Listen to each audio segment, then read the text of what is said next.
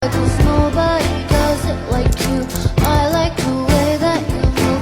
That's why I never go through with leaving you. Everybody says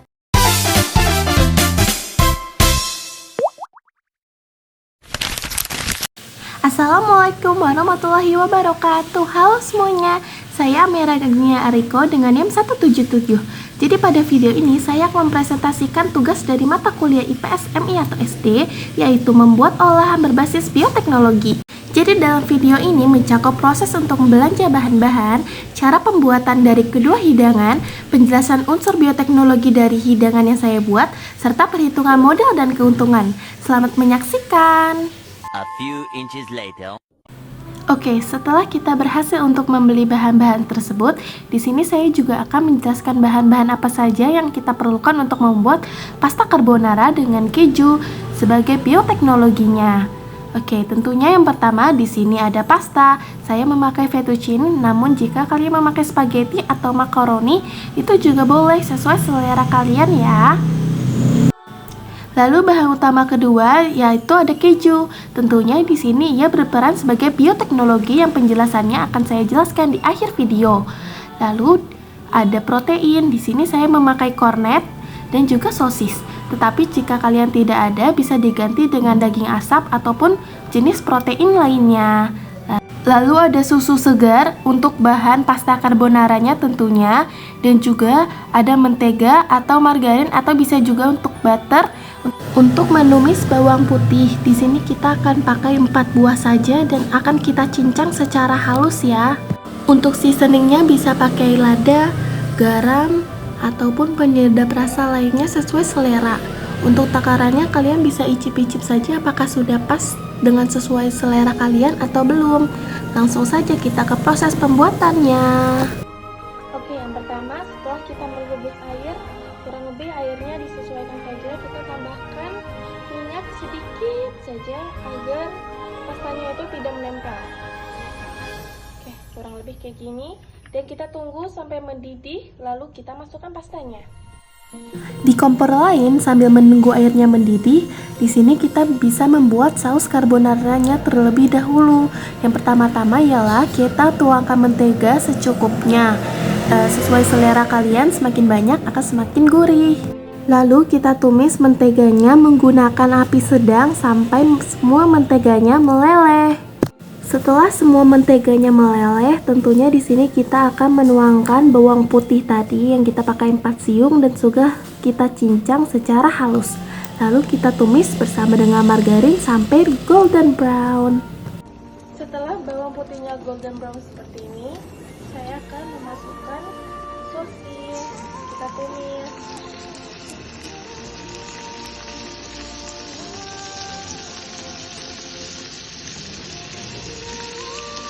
Kalian bisa tambahkan lagi margarin kalau misalkan margarinnya udah pada halus.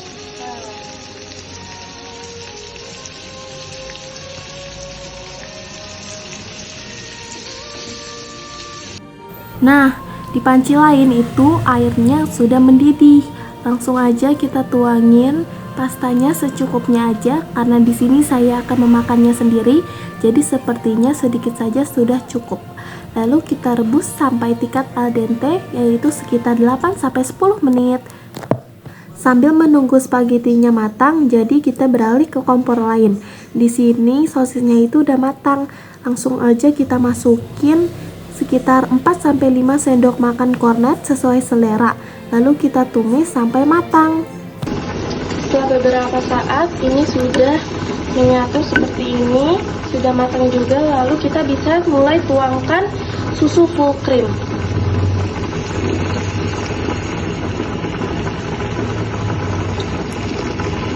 Yap, sekitar segini saja.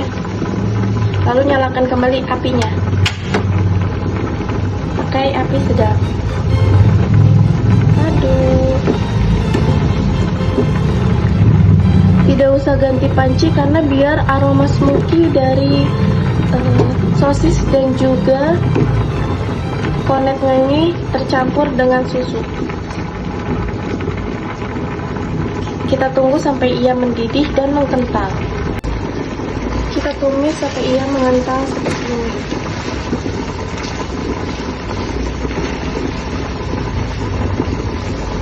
Selanjutnya, langsung saja kita tuangkan keju balok tadi yang sudah kita parut secukupnya saja dan sesuai selera kalian.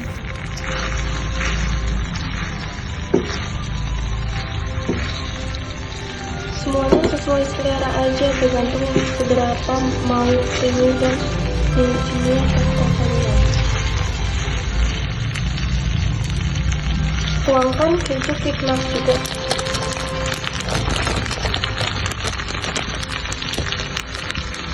Kita aduk sampai semuanya campur rata. Ini setelah aku tambahkan susu lagi karena tadi dia dulu kering. Lihat seberapa creamy-nya. Kita bisa campurkan lada sesuai selera kalian mau seberapa banyak. Karena di sini saya suka lada jadi saya pakai yang banyak. Dan juga garam sesuai selera, kalian bisa icip-icip sedikit. Lalu kita kembali dengan aduk. Jangan lupa untuk koreksi rasa. Kalau keasinan itu kalian bisa tambahkan susu lagi ya. Oke, setelah itu kita tuangkan pastanya yang tadi kita masak. Ya udah kita tirisin air. Ini udah al dente ya guys.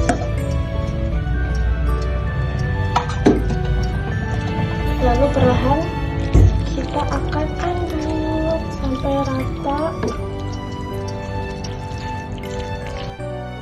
Setelah semuanya teraduk sempurna antara pasta dan juga saus carbonaranya, kita matikan apinya dan kita hidangkan ke piring.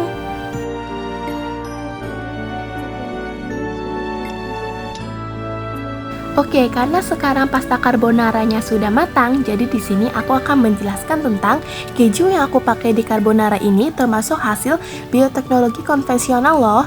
Gimana sih caranya? Jadi susu itu udah fermentasi pakai bakteri asam laktat kayak Lactobacillus atau Streptococcus yang mereka bantu mengubah laktosa atau gula susu menjadi asam laktat. Itu yang bikin susu menggumpal. Terus ditambahin deh enzim rennet. Nah, enzim ini jadi padat dan bikin proses jadi keju. Setelah kita kemarin berhasil membuat spaghetti carbonara, di sini kita akan membuat minumannya yaitu Berry Bliss Yakult Shake. Jadi ini tuh seperti smoothies buah segar. Dan tentunya kita akan menjelaskan tentang bahan-bahan apa saja yang diperlukan. Yang pertama tentunya ada yogurt, ini untuk bahan fragmentasi bioteknologinya. Lalu ada Yakult, ada susu ultra UHT, stroberi potongan buah segar, madu atau kalian bisa juga ganti dengan gula dan juga es batu. Oke, langsung saja kita ke cara pembuatannya. Langsung aja kita buat, yaitu kita langsung tuangkan saja. Di sini tuh aku memakai untuk 2 porsi, yaitu 1 botol Yakult, 4 sendok makan yogurt kental, 100 ml susu UHT full cream, 5 buah stroberi segar, 1 sendok teh gula dan juga es batu. Lalu kita blender dan udah jadi. Saya juga akan menjelaskan tentang yogurt dan Yakult ini. Berikut ini adalah penjelasannya ya.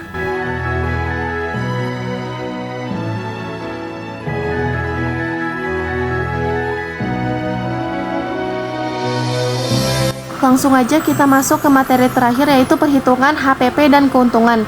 Jadi untuk spaghetti carbonara 10 porsi, total modal per porsi itu 11.350. Apabila kita ingin mengambil keuntungan 55%, kita jual setara 20.000 per porsi.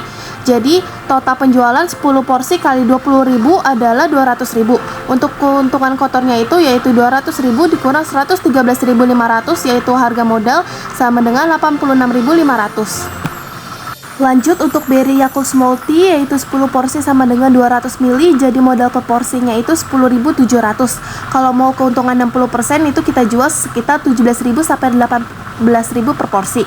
Jadi total penjualnya itu 10 porsi dikali 18.000 sama dengan 180.000. Keuntungan kotornya yaitu 180.000 dikurang 107.000 sama dengan 73.000.